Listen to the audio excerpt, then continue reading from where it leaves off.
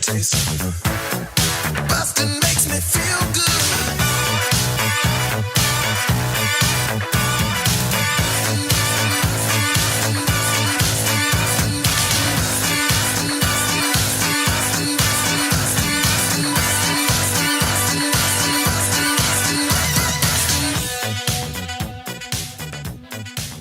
Hi, everybody. Welcome to Blockbusting, the podcast where we love to hate movies. I'm your host, Jay Light. Joining me today, back. I don't know how to intro you because I haven't had somebody back on who I had to take their episode down for some reasons before. It's my friend Niles Abston. What's up? Industry bullshit, but I'm back. This is my first industry bullshit repeat guest. Happy to have you back on. It's such a shame that people won't be able to hear the but we got a great episode for you today because you're talking about a movie that is very close to like one of the first movies that I ever remember actually hating. Yeah, same. And that is Spider-Man 3. Yeah. Horrible ass movie. Horrible movie. Yeah. I think I was 13 when it came out. Yeah, I was 17. I remember seeing it in the summer. I think it was the summer after my summer after my junior year of high school. It's really crazy with that movie because it is one of the first movies I remember just like hating so much, but it's wild because the first Spider-Man with Tobey Maguire is like one of them is like, cause I was like 7 when that came out. So that was like one of the first movies I really remember like going to a theater with friends and like going to go see it and having a good time. So it's crazy that like 6 years later, it turned into this thing where I'm just like, this is fucking terrible. But the first movie and the second movie were two of the first like big movies I remember not going to a theater with my parents. I went with my friends and like we had a good time. So it's just crazy that like the third one ended up being like the first movie I like went and was like, I want my money back. That was fucking terrible. Dude, I remember seeing this. Did you see this? Were you the like midnight release? Yeah. First weekend out. My friend's mom dropped us off. We went to go see it. We were like in line and shit. Yeah, we were there. Man. See, that's what I did. I remember like very vividly seeing it at, it was midnight screening. So I was 16 when it came out. It was I remember it was the beginning of the summer. Yeah. I was 16. Seeing it with all my friends. We'd seen Spider-Man 2 in theaters. I think we'd all seen Spider-Man together in theaters, and we're like, all right, Spider-Man 3. This movie is going to be great. We're going to have a great time. And we all saw it at midnight. And I remember like the first time that something happened that was funny, but unintentionally funny. And everybody laughing and everybody like it ruined the experience so quick of what we thought this movie was going to be. And it just like it soured the whole experience. It was the first time I think all of us were like, what the fuck did we just watch? Yeah. And it's, I don't know, man. I just like walking into the Tinseltown at my hometown and just like, what did we do? Yeah. Like I think we couldn't even talk about it after the fact. I feel like we just sat in silence in the car ride. Because it really didn't make sense because of how good the first two. Mm-hmm. Like the first two are two of the best superhero movies like ever. Like that, those movies are so good. Like they're just, even if like just straight up, not even from like a superhero movie standpoint, they're just very well made films. Like they're really good movies. The characters are great. Like Tobey Maguire is amazing. Kirsten Dunst, he who shall not be named, that played his friend. Yeah. And Alfred Molina's great as Doc Ock in Spider-Man 2. I just call him Doc Ock whenever I see him because he's just he killed that shit. So it's just like you got these two amazing superhero movies and then they just took a shit afterwards. And it was like, yo, what what were y'all doing? Dude, I don't know, man. And there's a dance number in that shit. Like, dude, it's so weird. I remember the scene now too that we all laughed at. It was after he goes into the alley. He's just defeated Sandman for the first time after like destroying property in the sewer system. Yeah, clearly without regard for people. And he goes and he's walking down an alley and he sees like a broken mirror, and then he does this to his hair, and he puts it all down, all emo style in his face. Yeah. And he just stares at himself. He's like, yeah. And then he walks away and we're like, what is happening in this movie? The whole, like, the Sandman thing never really made sense in the movie. He was kind of there fucking shit up. Like, it didn't make any sense. It was like, I think they're just like, well, we have this much of a budget, so we can go Michael Bay on these niggas real quick. Let's just explode shit. Yeah. That's the Sandman in there. Like, but the Sandman being in the movie, like, made no sense really. Like, it didn't have really much to do with the plot. Yeah. I think that's one of the biggest upon rewatch that I actually, from an analytical perspective, can now say the biggest problem with the movie is the entire inclusion of Sandman as a character. Didn't make any sense. There's no need for him. They tried to retcon him in with the killing of his uncle and all this stuff, doing these flashbacks and trying to have him get some sympathy for his daughter. But there's no point. His whole plot line. Something about his daughter, right? He was trying to get money for his daughter, or his daughter was like on an oxygen tank or something. It's we got a sick kid out of central casting. Yeah, let's get the most frail little girl we can. I hate when they use that as plot points now. It's like it's so overdone. Like, we get it. We get it. The healthcare system's terrible. Like, write something different. Jesus. Yeah, I think, but that's the other thing is, like, I thought that was a big problem. There's so many little problems with the movie, too, though. Like, you go from having the good acting of your leads from the previous two movies, and it seems like where you were able to get, where Sam Raimi was, I don't know why I'm saying you, where Sam Raimi was able to get the good, like a heartfelt, like, growing teenager coming out of their high school and college experience. Yeah. That first movie, like Willem Dafoe being the villain, was crazy. Mm-hmm. I mean, he was just amazing. Yeah. And I think they had done such a good job getting these like actors who had kind of built up a career of just playing these like really great, well acted characters in like regular drama films, and they got them to come play villains. So you like Alfred Molina as Doc Ock, Willem Dafoe, and so it's like we're used to seeing that, and then it's like, yeah, Topher Grace is Venom. Like Topher Grace, man, why did they make Topher Grace Venom? That shit didn't make any sense. I have a theory. I have a theory that Topher Grace also auditioned to be Peter Parker, and whoever the producer was felt like he owed him one, and so they let him play Venom. I'd believe that because Venom was added as a producer's idea. No. Yeah. So originally, Sam Raimi wanted it to be Sandman and somebody else. Okay. And one of the producers, this guy, Avi Arad, and he requested with Sam Raimi, he's like, let's add Venom to this thing.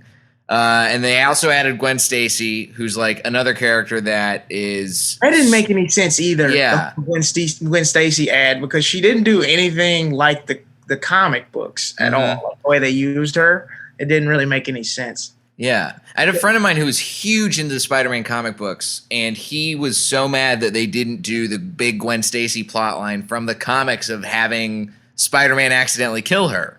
Yeah. That would have been a crazy thing to have in this movie. Right. It would have added some actual drama and some stakes. Yeah, not just changing your hair and dancing and acting weird now. Peter, you're different. How many times did they tell him that in the movie?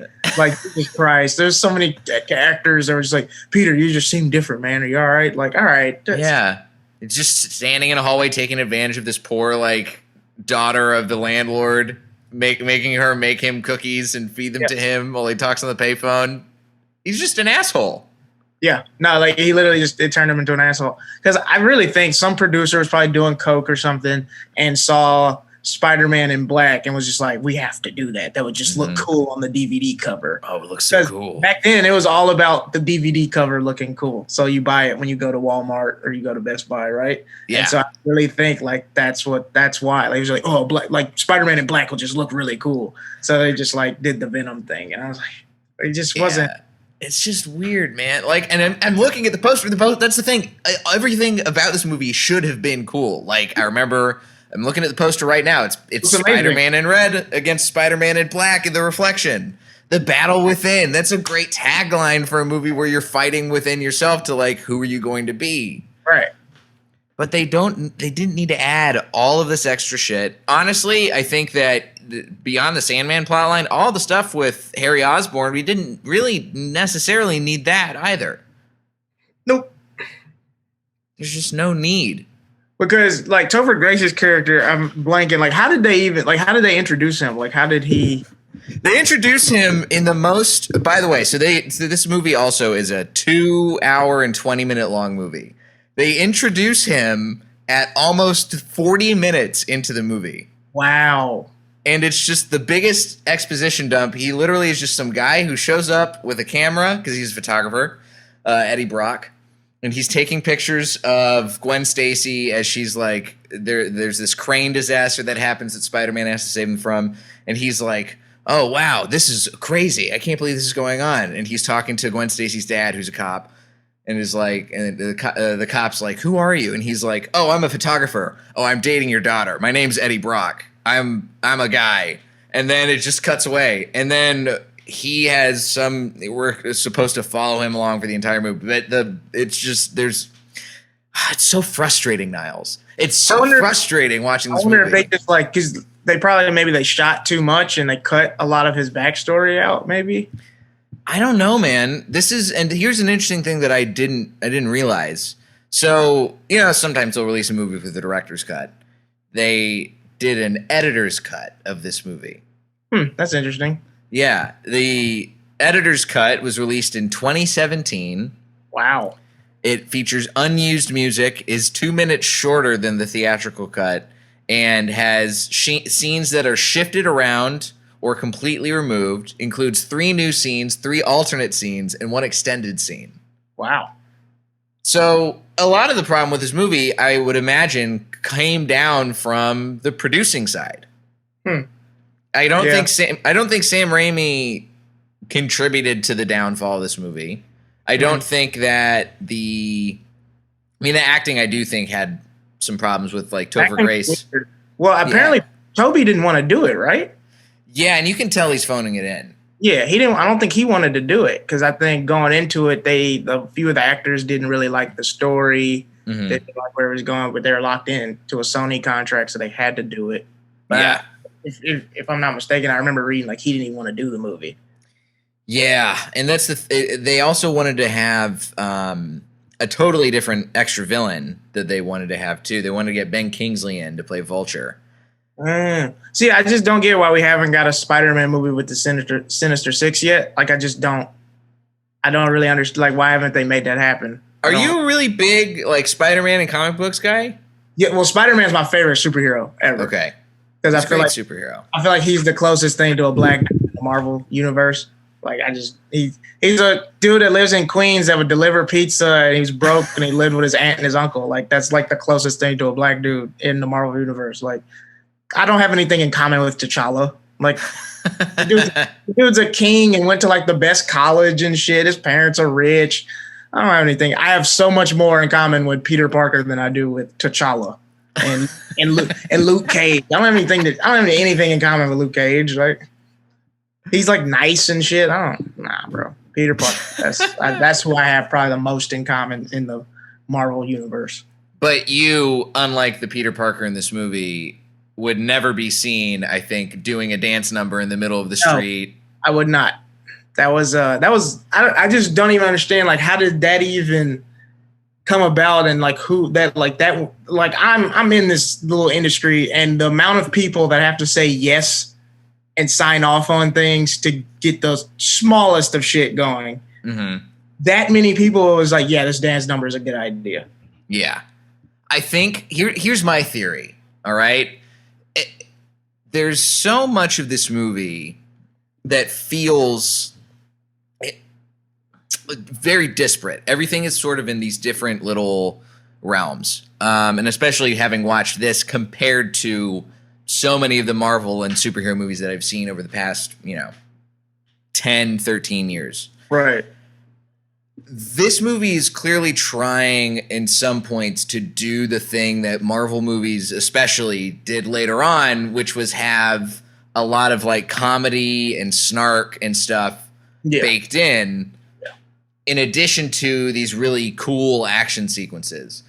The problem is, from the way I see it at least, is that the comedy stuff, it felt so jarring for it to happen that way, and for it to be such a hard shift from being like, hey, we're dealing with like Peter Parker being awkward in high school and like trying to dance his way around this crush he has on Mary Jane, and the way we feel in the first movie, into all of a sudden a whole sequence happening where he's like having this piano playing like Will Ferrell in Anchorman at a jazz club and doing this crazy comedic sequence that just feels so out of place. Right. And then you also, on top of that, have these bad, like the action sequences are not nearly as fun as or death defying as the first two movies felt like. Like when he's stopping the train in Spider-Man 2, I feel the stakes of that. Yeah. In this, when he's like surfing around on a door in the street, chasing down an armored car, I don't feel that. It doesn't make any sense. It like that whole movie just was like tonally different from the first two. How, as somebody who loves Spider-Man so much, how does it feel watching a character who you love degrade over time the way that Spider-Man and Peter Parker did over the course of these three movies? Especially being a kid, like it hurt, man. Because like you just go and see the movie and you're just like, this is what they came up with. They had $100 million and all these people at their disposal and a whole studio, and this is what they came up with. Like it was really mind blowing. Like I like to think it was like a prank. Like there's no way. Like they meant to do. Like this was done on purpose. You didn't really set out to make a good movie and then drop this on us. Like there's no way. Like I was honestly appalled. Yeah. There's a lot of stuff that does kind of feel like it's a prank on the audience too. Like I can't believe they're going to let us get away with this. Yeah. That's why like when they did the dance number, I was just like, okay, they're fucking with us. Or like maybe they're just tired of Toby and like we're gonna make you do something so demeaning that you'll never forget this for the rest of your life. And it's gonna take Great Gatsby to get you back on track. And that's gonna happen 4 years. You know? I've never seen Great Gatsby. I don't remember. It's a great movie. And Tobey Maguire is amazing in it. But I really don't. What did he do between 2009 and 2013? I don't know, man. I'm gonna look. I don't think he really did anything after that Spider-Man movie. Like that shit fucked a lot of people's shit. Like Kirsten, I didn't see Kirsten Dunst in anything for a minute. Yeah, this movie really we were just talking beforehand. Sam Raimi's directorial career took a hard shift. There's a big fallout from this movie. He was supposed to direct Spider-Man 4. And then the reaction to this, and keep in mind, we both are like, this movie is garbage. Mm-hmm. Critics at the time didn't think this movie was that bad. Really? It got like a 68 on Rotten Tomatoes. And CinemaScore gave it a B+ from opening weekend. Really? Yeah. It's got a 63% on Rotten Tomatoes, not a 68, but it's got some people saying it's the most complex and deftly orchestrated superhero epic ever filmed. Jonathan Ross says it's the best of the trilogy. A guy on BBC One.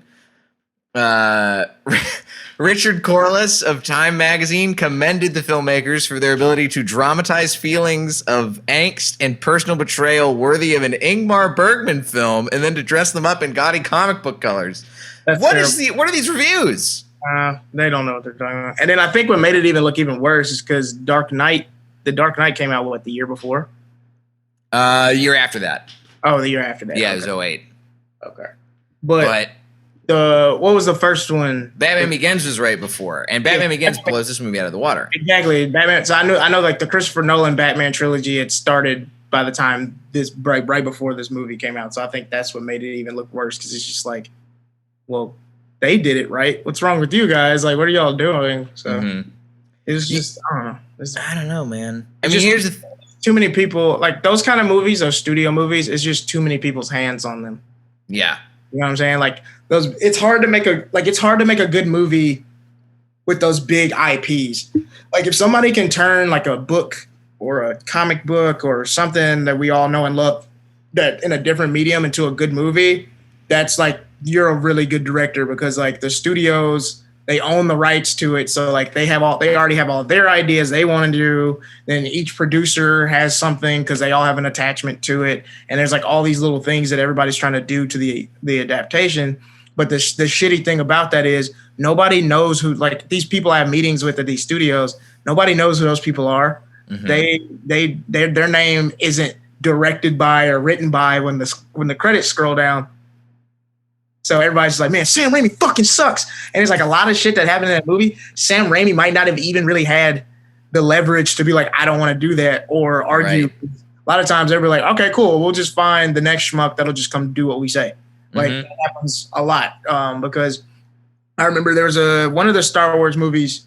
Was it the episode 9 that wasn't very good?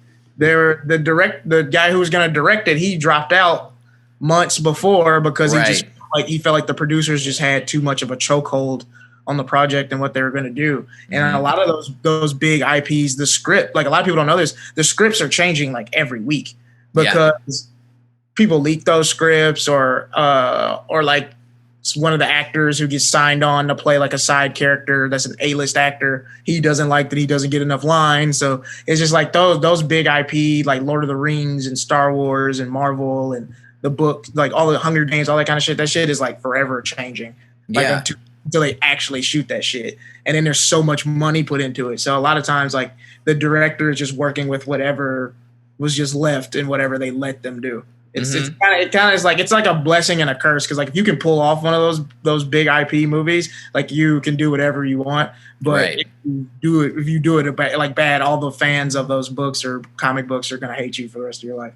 Right, and they're never gonna be able to look at it as anything other than your fault. Yeah. Like so Spider-Man 4 was originally going to be released right after this. Sam Raimi was going to direct, Tobey Maguire, Kirsten Dunst. They were all going to come back. Wow. They had planned a 4th and a 5th film at the same time. They were going to shoot the 2 sequels back to back, and then they hired one screenwriter. And then a year went by. A second screenwriter got hired. And then another year went by, and then a third screenwriter got hired. And then they kept changing everything up. And then eventually Sam Raimi was just like, you know what? I'm out. I don't have time for this bullshit anymore. Yeah, because he wanted to do his horror movie. Yeah. And I think that, like, you're spot on about the way that people look at IP, too. Because I think it's so hard to please fans of a franchise that have loved that character and known an iteration of that character for so long, right? Like when you're 13, you're not thinking about like, oh, well, this studio really fucked over my favorite character. No, you're thinking Sam Raimi and Tobey Maguire fucked over my favorite character. Tobey Maguire's fault. Tobey Maguire didn't write none of that shit. No. Tobey Maguire probably doesn't. Tobey Maguire doesn't want to be a meme forever for being shitty emo Spider-Man. Yeah, but he is. That sucks so bad. God, he's stuck, man. I mean, Tobey Maguire did. He did a little bit after this, not a whole lot. He did like some indie stuff. He was in. That's when big actors do like a bad movie. That's when they start doing favors for their friends who are directors that are trying to get some indie movie off the ground. Like, okay, let's go hang out with my friends on set for 20 days. Like, that'll get my head right. They always go do these little indie movies that you never see. Yeah, I mean, he did. He was a king. He played himself in Tropic Thunder. Right. He was in this movie Brothers in 2009, and then he did He did Great Gatsby. He did a lot of TV. He produced a lot of TV. And he was in I didn't know this. He was in The Boss Baby. He was the narrator in The Boss Baby. Wow, I did not know that. Good for you, Toby. But I don't see him ever doing like another like big tentpole movie like that again. That shit's probably traumatizing. Never. especially if you're the person who goes from being seen as the embodiment of the character to being viewed as the worst version of the character. And that's saying something, considering how many times Spider-Man has been rebooted and done over and over again, where people are like, well, we don't like this guy anymore. We don't like Andrew Garfield. Let's bring in Tom Holland. And Tom Holland's probably got a shelf life on him too.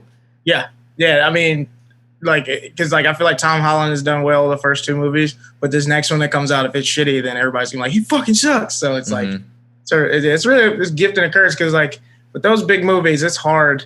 Like you said, it's hard to please like fans, and then you also have to please the people that put the money into it, which is more important.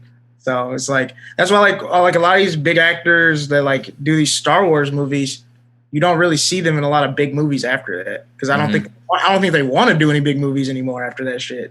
Right. Like Samuel L. Jackson is really like the only person you've seen like do big tentpole movies again, like after doing a Star Wars movie. And I think that was because like he wasn't really like a huge character. Like Mace Windu wasn't like a big pivotal character in Star Wars. It was just kind of like George Lucas just fucked with Samuel L. Jackson and was like, I want you in my movie. So like with him, he did. But like if you look at a lot of those other people that have been in Star Wars, like they're not going and doing some big movie again after that, because a lot of their studios don't trust you anymore, or they're traumatized from this shit, or just like because like Star Wars fans are like the worst. John Boyega and Oscar Isaac certainly aren't doing anything big. Yeah. They don't want to. I wouldn't want to do any more big movies, because it's just those Star Wars fans are something else, and I feel like Marvel fans like right next after that. Dude, well, especially I would hate to do a movie and have the faith put in me to like be the person who's going to take this franchise to the big screen. Yeah, and for a legion of like shitty fans to be shitty to me forever. Yeah. Forever.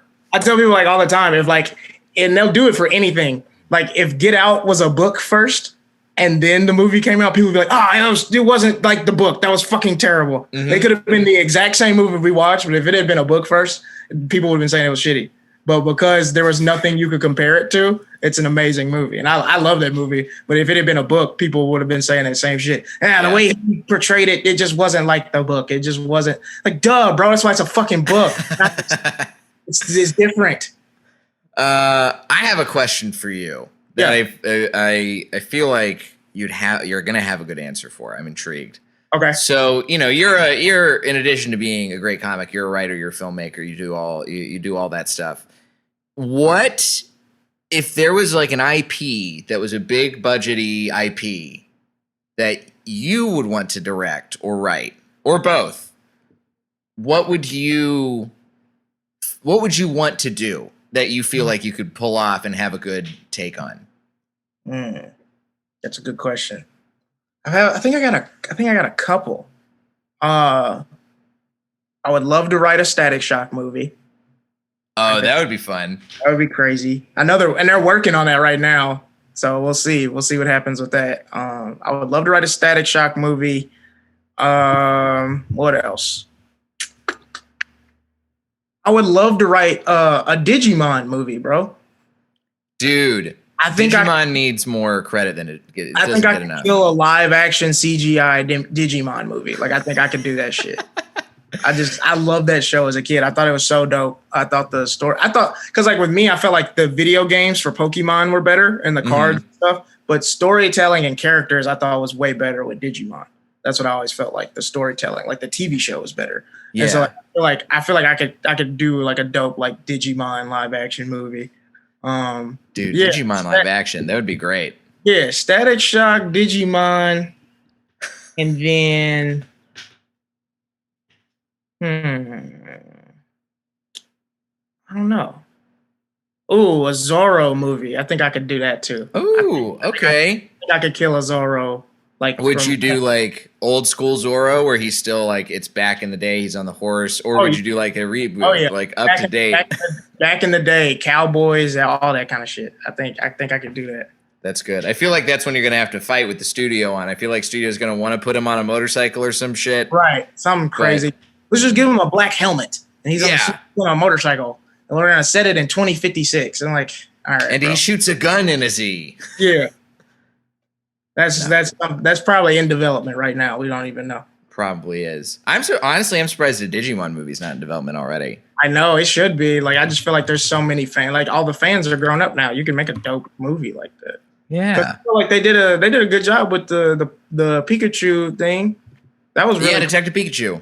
Yeah, that was good. Like the way they introduced the characters and how they made it like look live action. Like, I feel like you could really do a Digimon movie because like with Digimon, those kids are on this like island that's in a different universe and away from Earth. So like you could really play with that. Like I think that would be cool. Dude, I loved, because that's the thing is I watched both as a kid, the cartoons of Pokemon and Digimon. Mm-hmm. And Pokemon was fine. There are a couple episodes that got me like emotional, like the one where Ash thinks he's gonna leave Pikachu behind in the forest with all the other Pikachus.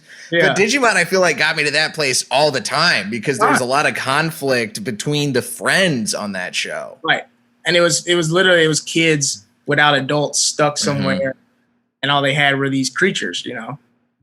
So I thought that I think a live action Digimon movie would be really fun, but Static Shock would be crazy. Like that would be cool. You know what I'm saying?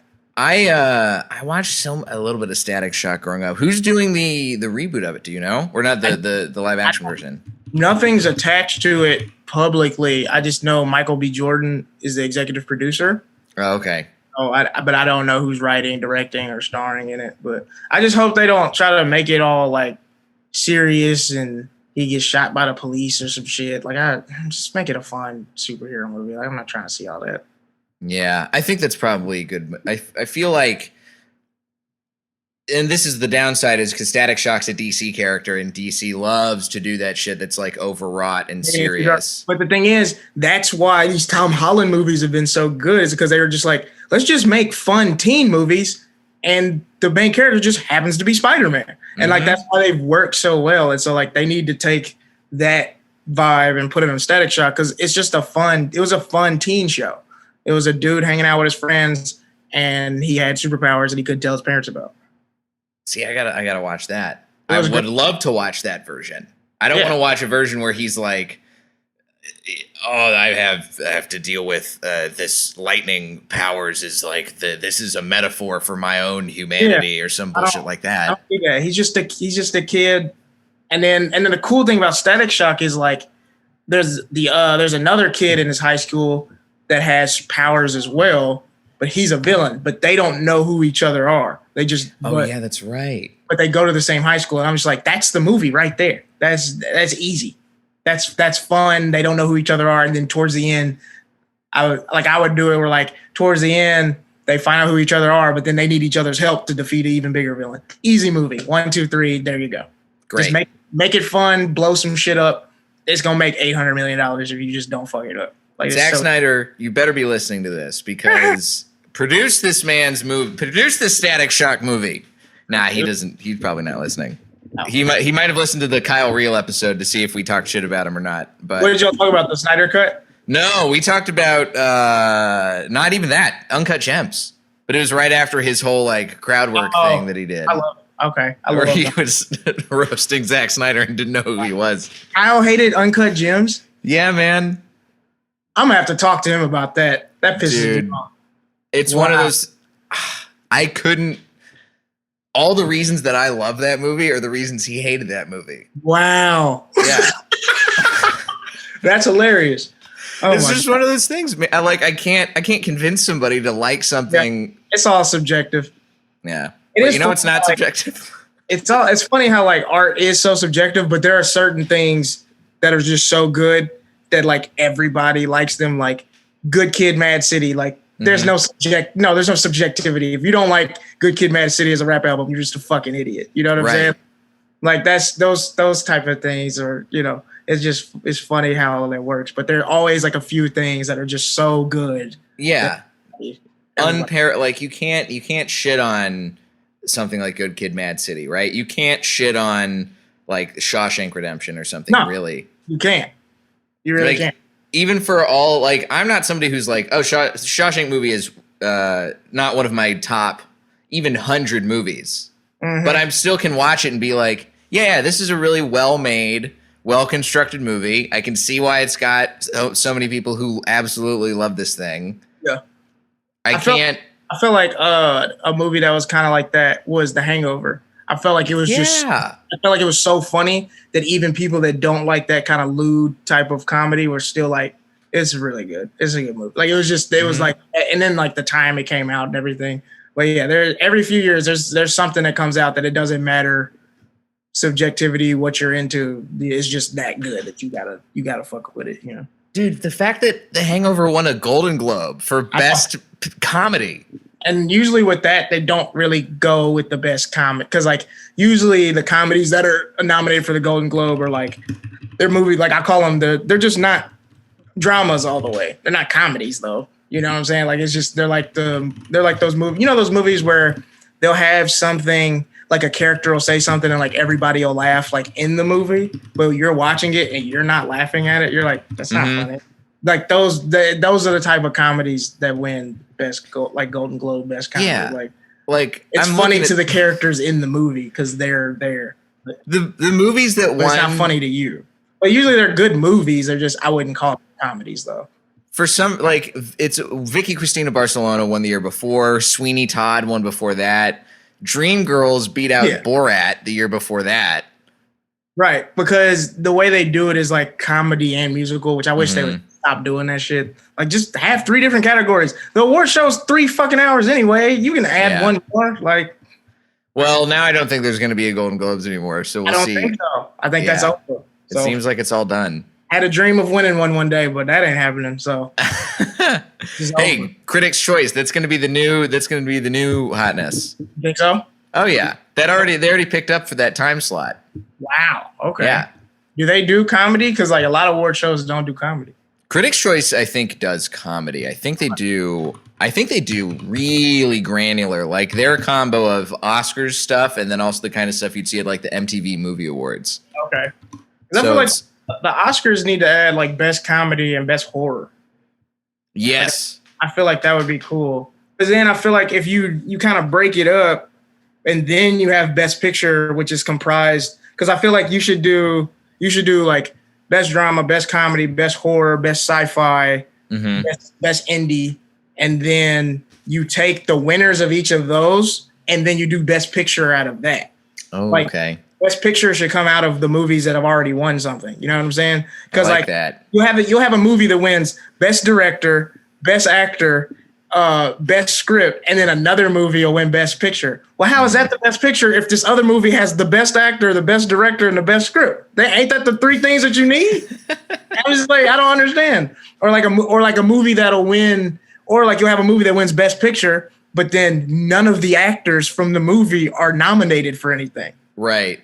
Because that was I think that was Parasite. Parasite wins. Parasite had that. Parasite wins Best Picture, which I thought was the best movie in like the last 5 years, but none of the actors get nominated for anything, and I'm like, that doesn't make any sense.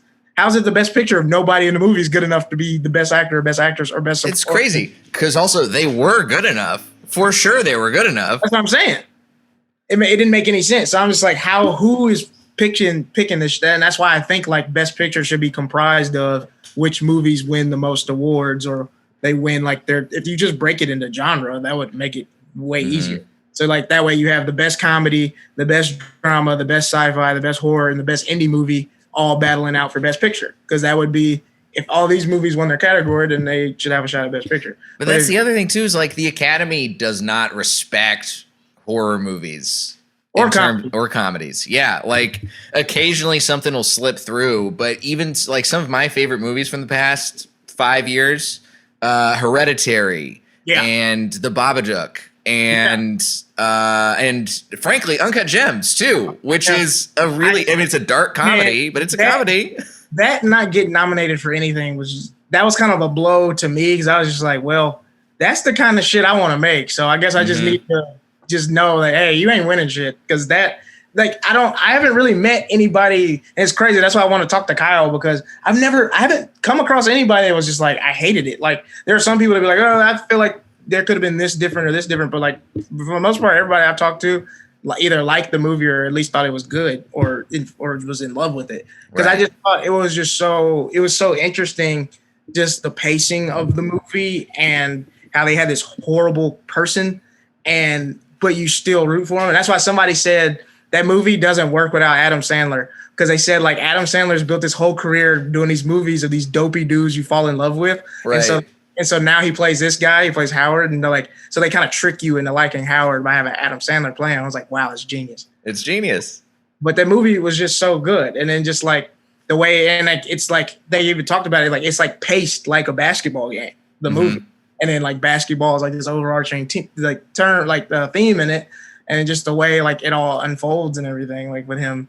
Because I think they said when they first got the idea for the movie, him dying at the end was like the first thing that they thought of. Like that was always going to be part of it.